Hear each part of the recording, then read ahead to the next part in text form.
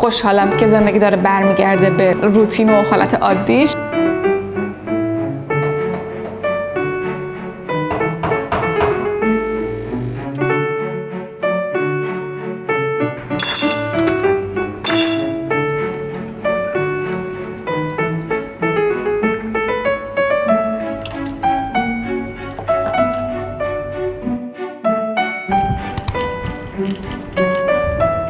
به یه ویدیوی دیگه با من خیلی خوش اومدید. من نسترنم و اگر نمیدونید به تازگی من یه اسباب کشی خیلی بزرگ شهر به شهر داشتم و تقریبا 1.5 ماه که زندگی یهو از روتین خارج شده و کلی تغییر کرده، چون هم شهرم عوض شده هم خونم عوض شده. برای همین خیلی زندگیم از روتین خارج شده و باز اگر نمیدونید من آدمیم که روتین خیلی برام مهمه.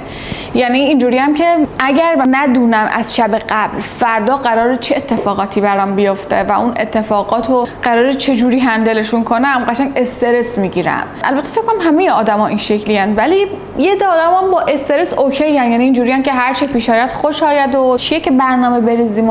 ولی من نه، من اگر ندونم چه کاری رو قراره کی و چطوری انجام بدم خیلی استراب و استرس میگیرم. بعد من کاملا فکر میکنم که برای اینکه مغزم بتونه راحت پرواز کنه، برای اینکه راحت بتونه تو دنیای خودش بگرده، من فکر میکنم باید از خیالش از اون دنیای بیرون راحت باشه.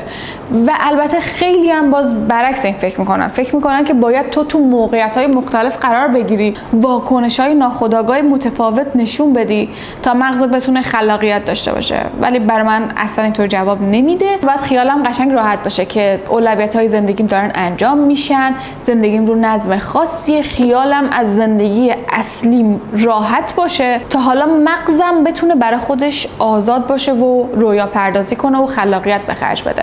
بعد تو کار منم خلاقیت خیلی زیاد مهمه. برای همین خیلی زیاد خوشحالم که زندگی داره برمیگرده به روتین و حالت عادیش. همین دیگه، من پاشم برم کارامو بکنم و برم مرغ مزه‌دار کنم برای نهار رو، پاشم برم باشگاه، بعد دوباره میام با هم دیگه حرف میزنیم.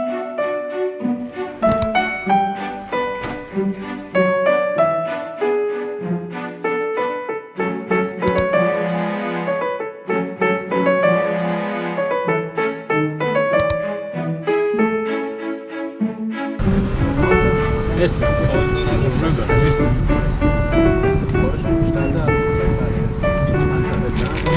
اسمش چی بود؟ برو شاکلت تویست با سس نوتلای اضافی.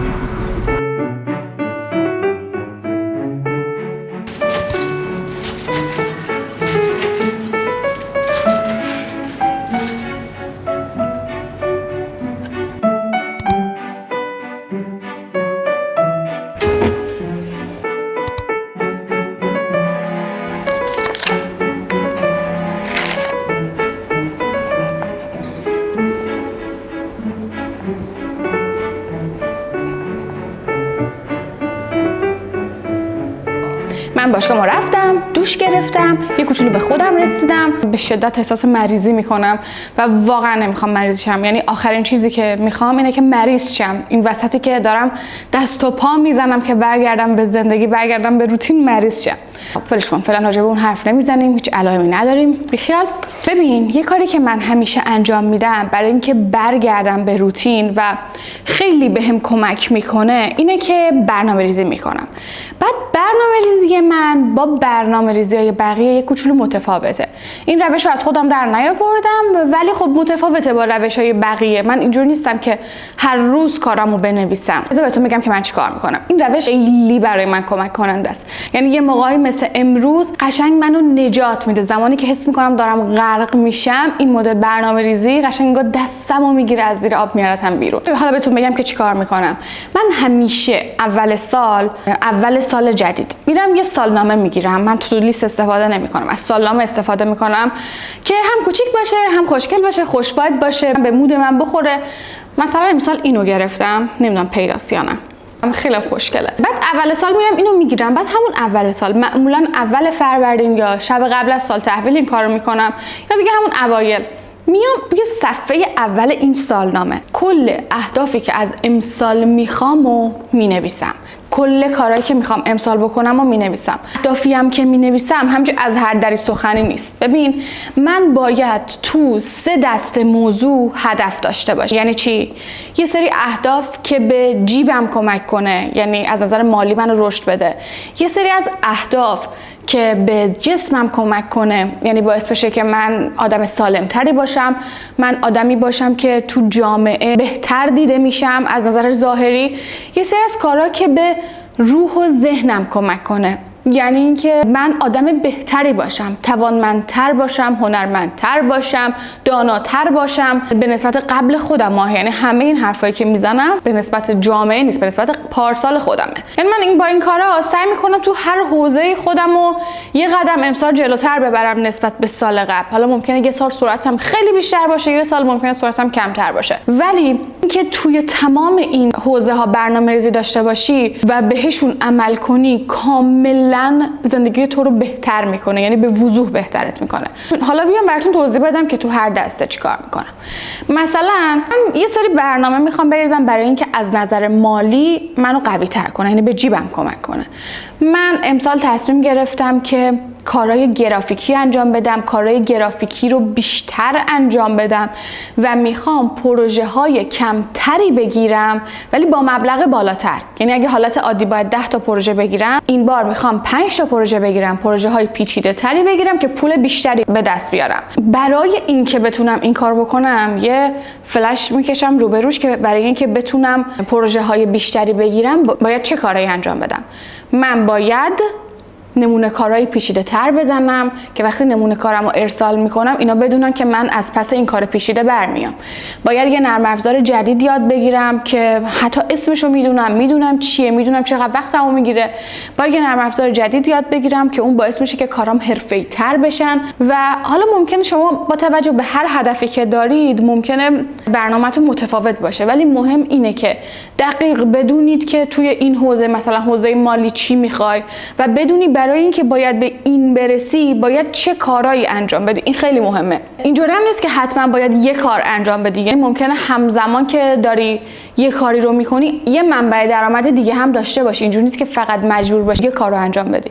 دیگه با توجه به وقتی که داری، با توجه به انرژی که داری، شخصی سازی کن برای خودت. و مثلا از نظر جسمی اینطوریه که مثلا من میخوام چکاپ کنم، من میخوام برای فلان مشکل بدنم پیش یه پزشک متخصص برم، من میخوام برای اینکه بدن سالمتر و چابکتری داشته باشم به تناسب اندام برسم. حالا ممکنه بخوای وزن کم کنی، ممکنه بخوای وزن اضافه کنی، ولی خیلی مهمه که دقیق بنویسی. مثلا اگه میخوای وزن کم کنی بنویسی من میخوام 5 کیلو چربی کم کنم، نه که مثلا 5 کیلو وزن کم کنم. یا میخوای اضافه شی، من میخوام 5 کیلو عضله اضافه کنم. میدونی باید قشنگ و واضح بنویسی و واضح روبروش بنویسی که به خاطرش چه کارایی میخوام انجام بدم. خیلی مهمه که برنامه‌ت روشن و واضح باشه. و از نظر مثلا روحی و ذهنی، مثلا تو میخوای که به خاطر یه تجربه تلخی که داشتی به روانشناس مراجعه کنی، یه سری اتفاقات بدی که تو گذشته افتاده و هنوز برات حل نشدن، شاید مجبور باشی اصلا به روانپزشک مراجعه کنی و قرص بخوری بابتش. شاید بخوای کتابای بهتری بخونی. بعد مهمه که بخوای بدونی که این کتابو از کی میخوای بخونی و چه حوزه‌ای میخوای بخونی. اینا خیلی مهمه. حالا در نهایت شاید بعداً نظرت عوض شه، شاید یه کوچولو مجبور شی توی برنامه تغییراتی ایجاد کنی، ولی مهمه که هدفت روشن جلوت باشه. تا یه روزایی مثل امروز که من الان احساس میکنم توی شهر بزرگم، توی شهر بزرگ گم شدم، میدونم کجام اما نمیدونم چجوری باید برم خونه. وقتی این دفتر رو میگیرم دستم، چون همه چی توش واضح و مشخص نوشته، انگار نقشه راهمه و من میتونم که با توجه به این خیلی راحت به خونه برسم. از نظر روحی، کاری که روح تو پرورش میده میتونه مثلا این یاد گرفتن یه هنر جدید باشه، یا یه هنری که از قبل بلد بودی رو بخوای به صورت حرفه‌ای تر دنبال کنی. این خیلی واسط کمک کننده است، چون واسه منم خیلی کمک کننده بود. بعد اینطوریه که من میام اول هر سال این برنامه‌ها رو مینویسم و میدونم باید بابتشون چیکار کنم. بعد میام اول هر فصل و بعد اول هر ماه مینویسم که این ماه برای اینکه به این اهدافم برسم باید چه کارهایی انجام بدم. این ماه کدومشون اولویت بیشتر منه. این ماه من بیشتر میخوام روی سلامت ذهنم کار کنم چون احساس میکنم که دارم خیلی افسرده میشم، یا میخوام بیشتر روی جیبم کار کنم چون احساس میکنم که از نظر مالی اوضاعم خوب نیست، یا بیشتر میخوام روی جسمم کار کنم چون احساس میکنم که باید سلامت‌تر باشم یا اصلا انرژیشو دارم که به اون تناسب اندامی که میخوام برسم. بعد هر ماه اینا رو دوباره بنویسی، اولویت بندی کنی. باز اگه اوضاع خیلی پیچیده باشه میتونی اول هر هفته بنویسی که من این کار رو میکنم، ولی روزانه خیلی کم پیش میاد که من بنویسم. اما یه روزایی مثل امروز که دیگه میدونید زندگی واقعا به هم ریخته و زندگی کاملا از روتین خارج شده، من برای اینکه تا یه مدت این روتینم برگرده و زندگیم برگرده به حالت قبل، دیگه این برنامه ها رو روزانه هم می نویسم. ولی معمولا آدمی نیستم که روزانه برنامه ریزی کنم. بعد اینجوری هم نیست که مثلا بنویسم 7 تا 8 صبح صبحانه بخور. نه، اینجوریه که یه سری از کارها که برام مهمن و برام اولویت دارن رو می نویسم و موظفم که تا آخر شب اونا رو تیک بزنم. یعنی اینجوری نیست که برنامه دقیق ساعت به ساعت داشته باشم، ولی میدونم که تو طول روز میخوام چیکار کنم.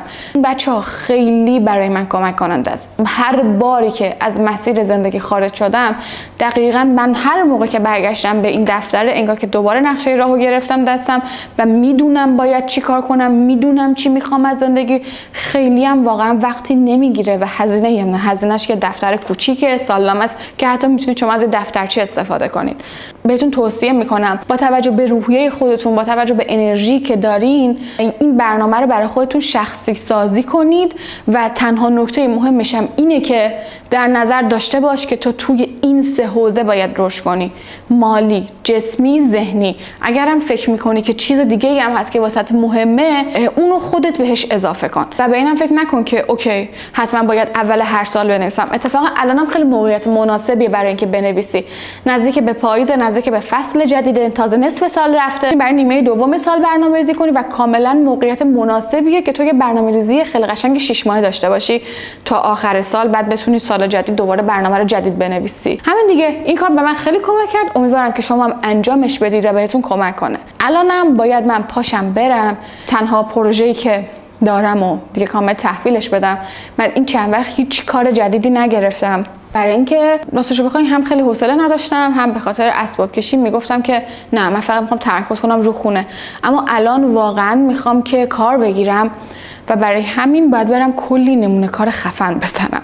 یعنی باورتون نمیشه که یادم رفته که باید از کجا شروع بکنم و چیکار کنم. به نظرم باید برم تو پینترست یه کوچولو نمونه کار ببینم، یکم ایده بگیرم، ذهنم مثلا بدونم که میخوام چیکار کنم. کلا همیشه هم واسه هر کاری که میخوام انجام بدم همین کار میکنم. اول میرم تو پینترست یه کوچولو ایده میگیرم، بعد کار انجام میدم. حتی واسه دکوراسیون، واسه خرید خونه، واسه همه کار تقریبا، واسه استایل کردن لباسا. الانم باید برم یکم تو پینترست بگردم چون الان هیچ ایده‌ای ندارم که باید از کجا شروع کنم و چی و چیکار کنم. خلاقیتم ببینید بسته شده عملاً.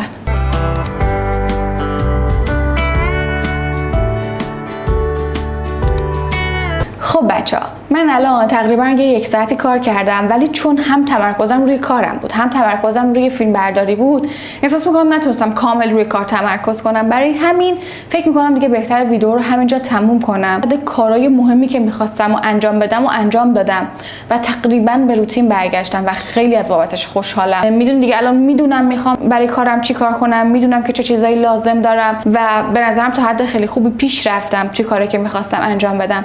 من معمولا از صبح تا ساعت 4 یا 5 یا حالا 6 بستگی به مقدار کارم داره کارهای واجب انجام میدم. از اون به بعد دیگه کارهایی که جنبه فان دارن، مثل ارتباط گرفتن با بقیه آدما، مثل کتاب خوندن، پیاده روی، خرید کردن برای خونه، معمولا کارهای این شکلی رو انجام میدم که همشون رو دوست دارم و قطعا انجام میدم، پشت گوش نمیندازم. برای همین فکر کنم که دیگه ویدیو رو همینجا تموم کنم و اگر شما هم مثل من روتینتون به هم خورده به هر دلیلی، خیلی الان موقعیت مناسبیه که بعد از دیدن این ویدیو انگیزه بگیرید، پاشید برید کارتون رو انجام بدید و امیدوارم که این ویدیو براتون کمک کننده باشه. اگر تا اینجا ویدیو رو دیدید لطفاً برام کامنت بذارید تا بتونم بیشتر باهاتون آشنا بشم و بدونید که خیلی دوستتون دارم. خداحافظ.